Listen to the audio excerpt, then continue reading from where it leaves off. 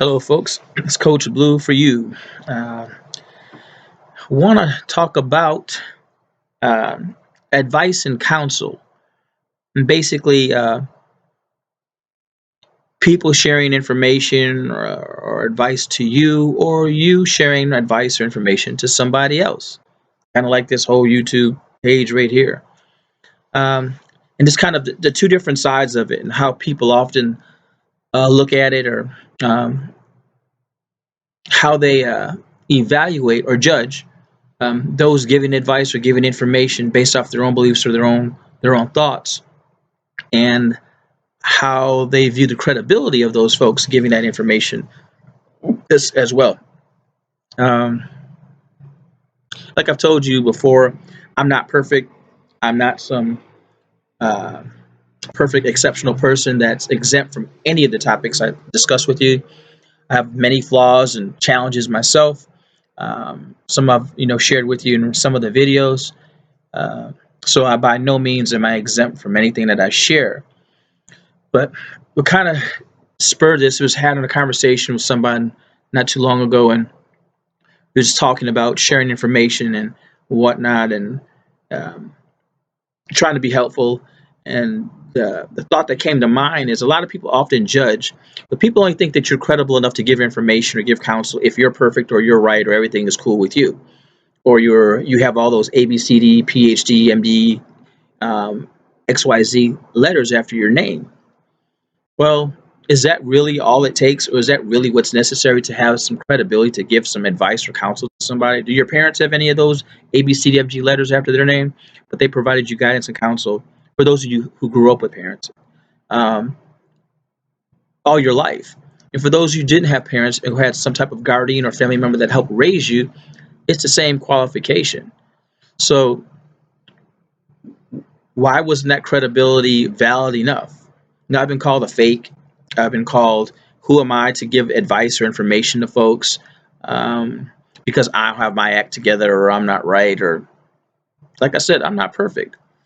I never have claimed to be, and I never will be. I'm a human being. It's impossible for a human being to be perfect. It's impossible for a human being not to have flaws or to have challenges or difficulties or shortcomings. But in that, what bothered me about it is, like, how dare someone judge you or me or anybody in reference to that, and they sit down and turn around and give out advice themselves, as well as I know what your flaws or your shortcomings are, and you challenge or criticize someone else, but you find it's okay, or you're credible enough to give out that type of information or that type of counsel or advice. It's always interesting about how hypocritical people can be. But the actual conversation kind of digressed or off topic a little bit, but um, was, often people don't want to hear from people like who have failed in the area that they're giving information on. For example, um, relationships. It's not a big marriage, relationships. That's kind of like one of the biggest ones. Either relationships with your children, with your family members, with your parents, with your significant other, whether you're divorced or single, separated, whatever. Um, the content or the comment always is, well, you're not married, or you've had failed relationships. How do you even give relationship information or guidance or counsel to somebody on how to have a successful relationship? It's crazy. Well, you can certainly give information advice based off of your experiences, what hasn't worked. Or and in reference to what hasn't worked, you can give ideas of what may work. Just because it didn't work for you, or just because it wasn't perfect for you, doesn't mean that you can't give tips to someone else on how to circumvent or how to maneuver their way through that maze of relationships, on on different things to look for, or different things to think about, or different things that they could do differently than you did that may work for them. So a failed relationship makes you just as credible as a person who's been married 100 years. And just because you've been married 100 years, does it really mean that your relationship was successful? Maybe it was just tolerable. Maybe two people just agreed to stay together for whatever reasons. Don't know. But does that mean it's successful? So the judgment is incredible. Um, my belief is anybody, anybody at any given time, whether it's the the 2 year old child having a conversation with you, it's a homeless man in the street, it's someone speaking a different language. There is information to gain or to learn from everybody if you're open minded.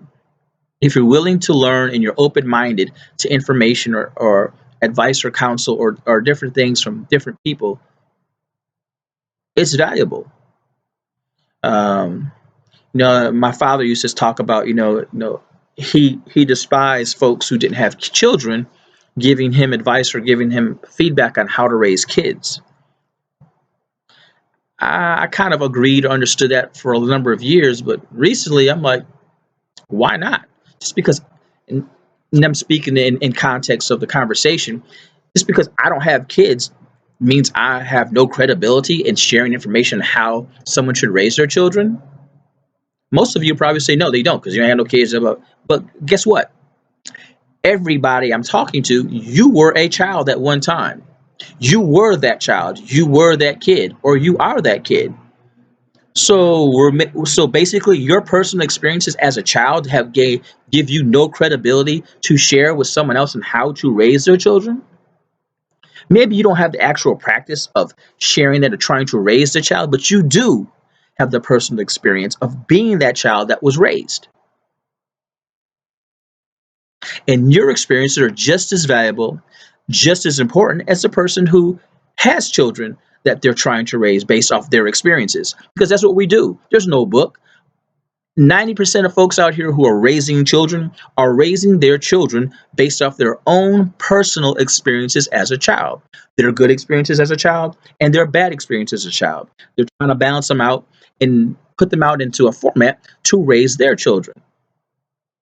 So let's not judge, let's not disregard folks because we think they're not credible based off they didn't do this. Well, I can't give you information or advice about A because, or you can't give it to me because you didn't do this. I don't have to be a female to give information about women. I don't have to be a woman, doesn't have to be a male to give information about men. We've experienced each other. We have relationships with men and women all our lives, some closer and some more intimate than others, but those experiences give you information. They give you experience. They give you information experience that you can share to somebody else. So let's not be judgmental on what somebody's credibility or validity level is on the information that's coming out of their mouth. Let's not be jealous of the information that they're trying to share or the situation that they're sharing it and maybe we're not. Don't do that, because at that point um, you're shortcoming yourself, because it's shortcoming yourself actually, right now it is, because there could be something that you could learn from that event by just sitting and listening. But at that point, you're tuning it out because you're fighting that. Like, who are you to give this information? Because you've been divorced and 17 times, and you've had 4 wives, and you've got 8 children. I mean, it's irrelevant. They could have some valid information that you could learn from, or that's valuable in sharing. Now, does that mean that everything out of everybody's mouth is positive or negative, or that it has some value? Maybe or maybe not. But you can never get to the point to evaluate it, to measure it based off of where you're at until you hear it. So don't condemn it. Don't condemn it at all. Don't condemn folks for the information that they give or what they can. Obviously, someone who's doing or has done what you're looking for as an expert in the field or whatnot may be a better resource than someone who is not.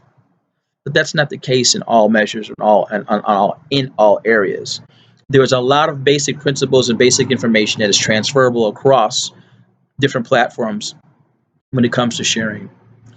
Would I want someone working on my car who's not mechanically inclined or has no history in working on cars?